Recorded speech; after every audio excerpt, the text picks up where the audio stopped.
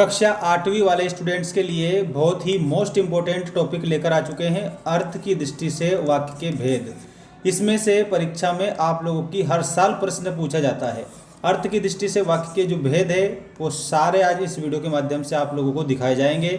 दोस्तों, कक्षा 8वीं एमपी बोर्ड साथियों, आप लोगों के लिए सबसे पहले तो यहाँ पर परिभाषा आ चुकी है वाक्य की।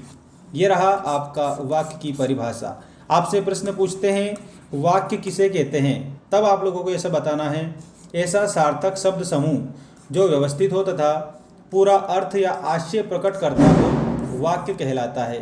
देखो, सार्थक का मतलब होता है जिसका कोई अर्थ हो, जिसका कोई अर्थ होता है उसको सार्थक बोला जाता है। और यहाँ पर समूह भी है, समूह का मतलब ग्रुप है। अब ये शब्द समूह है, ऐसा सार्थक शब्द समूह। देखो, शब्द जो होते हैं ये वर्णों के मेल से बनते हैं, आपको ऐसा समझना है। वर्णों के सार्थक जो समूह को शब्द कहते हैं और शब्दों के सार्थक समूह को वाक्य बोला जाता है।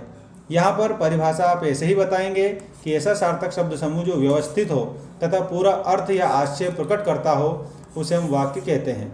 तो ये तो वाक्य की परिभाषा हो जाएगी। अब अर्थ की दृष्टि से वाक्य के 8 प्रकार होते हैं।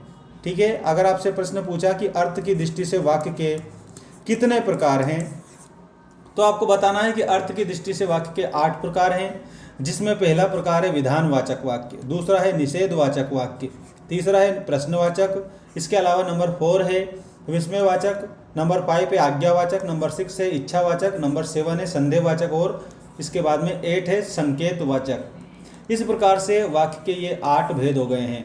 8 ही भेद के नाम लिखने के लिए आते हैं, तो आप लोगों को ये 8 के 8 ही भेद के नाम लिख लेना है। अब 8 ही जो भेद हैं इन सब की डिटेल में आपको बता रहा हूँ। सबसे पहले आता है आपका विधानवाचक वाक्य। देखो, आप यहाँ पर विधानवाचक वाक्य को विधिवाचक वाक्य भी बोला जाता है। ठीक है, दोनों नाम मैं यहाँ पर लिख देता हूँ, आप थोड़ा ध्यान रखना। देखिए, विधानवाचक वाक्य या विधिवाचक वाक्य की जो परिभाषा है वो इस प्रकार है, जिन वाक्यों में किसी क्रिया के करने या होने की सामान्य जानकारी या सूचना मिलती है उन्हें विधानवाचक वाक्य कहते हैं।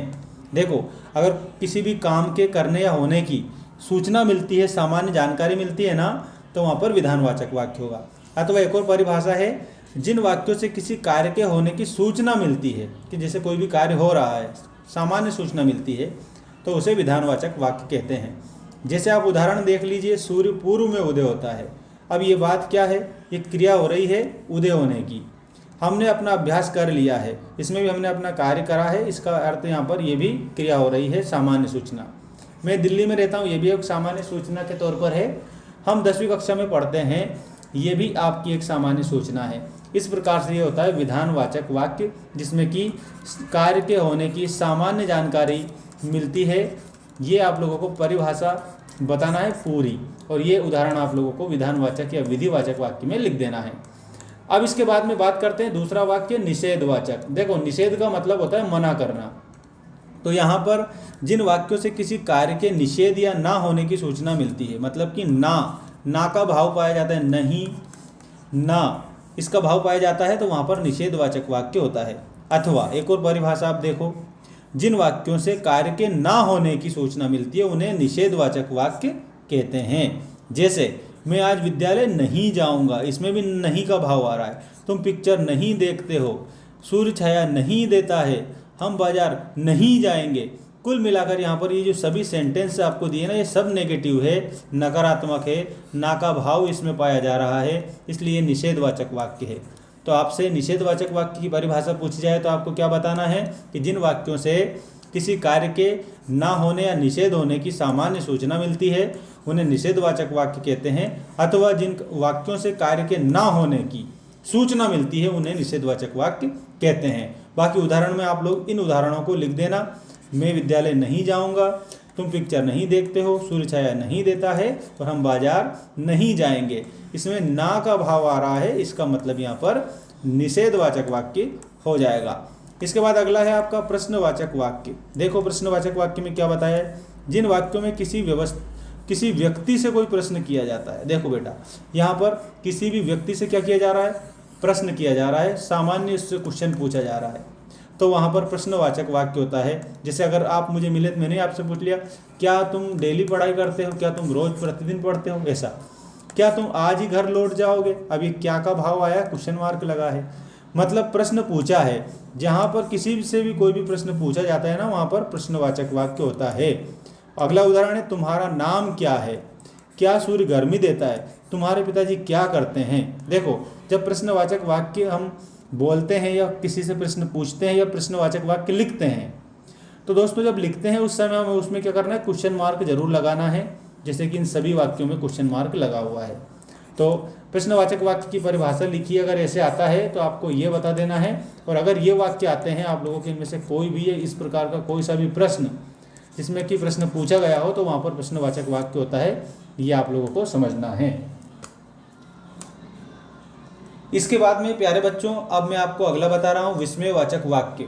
विस्मय सूचक वाक्य जो है, इसकी परिभाषा आप देखेंगे। देखिए, जिन वाक्यों में विस्मय, हर्ष, शोक, घृणा आदि भाव व्यक्त हो उन्हें विस्मयवाचक वाक्य कहते हैं। जैसे मान लीजिए, अगर आप एकदम से चमक जाते हो तो उसमें विस्मय आ जाता है। आपको एकदम से खुशी हो जाती है तो उसमें विस्मय आ जाता है। आपको एकदम से दुख हो जाता है तो उसमें विस्मय आ जाता है। आप एकदम से किसी से नफरत करते हो तो उसमें विस्मय आ जाता है। तो कुल मिलाकर यहाँ पर जिन वाक्यों में ये सारे भाव पाए जाते हो, वहाँ पर विस्मय सूचक या विस्मयवाचक या विस्मयादिवाचक वाक्य होता है। जैसे, अरे आप आ गए, आहा कैसा सुंदर दृश्य है, आहा आज सूर्य कितना तप रहा है, धिक्कार है तुम्हें जो ऐसा कार्य करते हो। देखो बेटा, यहाँ पर जो ये चिन्ह लगा हुआ है, ये चिन्ह विस्मय सूचक चिन्ह है। ये विस्मय सूचक चिन्ह है, आप लोगों को समझ जाना है। तो जब विस्मयवाचक वाक्य हम बनाते हैं तब इस चिन्ह को जरूर लगाते हैं, ठीक। अब विस्मयवाचक वाक्य के बाद में अगला है आज्ञावाचक। देखो, आज्ञा देते हैं हम, किसी को कुछ कहते हैं कि जाओ ये कर लो, तो वहाँ पर आज्ञावाचक वाक्य होता है। जैसे परिभाषा देखो, जिन वाक्यों में आज्ञा या अनुमति की सूचना मिलती है उन्हें आज्ञावाचक वाक्य कहते हैं। जैसे, आप जाइए, तुम विद्यालय से बाहर चले जाओ, तुम फौरन वहाँ जाओ। ये सारे वाक्य आज्ञावाचक वाक्य है, क्योंकि इसमें आदेश दिया जा रहा है, किसी को इंस्ट्रक्ट किया जा रहा है। परिभाषा आप ऐसे ही लिखेंगे आज्ञावाचक की, कि जिन वाक्यों से आज्ञा या अनुमति की सूचना मिलती है उन्हें आज्ञावाचक वाक्य कहते हैं। और उदाहरण ये लिख देना। अब आज्ञावाचक के बाद में आता है, अगला है हमारा वाक्य, उसको कहेंगे हम इच्छावाचक वाक्य। कौन सा वाक्य है बच्चों? इच्छावाचक वाक्य। तो इच्छावाचक में हमारे सामान्य इच्छा या सूचना हम देते हैं। जैसे, जिन वाक्यों से वक्ता, वक्ता कौन होता है? वक्ता होता है बोलने वाला। जैसे मैं आपके लिए बोल रहा हूँ, ऐसे वक्ता की इच्छा, आशा या फिर आशीर्वाद का बोध हो, उन्हें इच्छावाचक वाक्य कहते हैं। जैसे उदाहरण देखिएगा आप सभी, मैं चाहता हूँ कि तुम कोई नौकरी करो, तुम्हें परीक्षा में सफलता प्राप्त हो, ईश्वर तुम्हें चिरायु करे, ईश्वर तुम्हें दीर्घायु करे, ईश्वर तुम्हें पास करे। ऐसे हम आपके लिए अगर इच्छा जाहिर करते हैं तो वहाँ पर ये हमारी इच्छा हो जाएगी। हम आपसे आस लगाते हैं कि आप अच्छी पढ़ाई करें, ठीक है। हम आपको आशीर्वाद देते हैं कि आप आगे बढ़ें। इस प्रकार के जो वाक्य होते हैं उन्हें इच्छावाचक वाक्य कहते हैं। तो बाकी ये उदाहरण आप समझ ही गए हैं। इच्छावाचक वाक्य के बाद में प्यारे बच्चों, ये आप लोगों का अगला जो वाक्य है वो आ चुका है, इसे हम संदेहवाचक वाक्य कहेंगे। जैसे, संदेह, साड़ी बिच नारी है कि नारी बिच साड़ी है, कि साड़ी की ही नारी है कि नारी की ही साड़ी है। इसका मतलब संदेह है, ठीक। तो देखो यहाँ पर, जिन वाक्यों से किसी कार्य के होने में संदेह या फिर संभावना का बोध हो उन्हें संदेहवाचक वाक्य कहते हैं।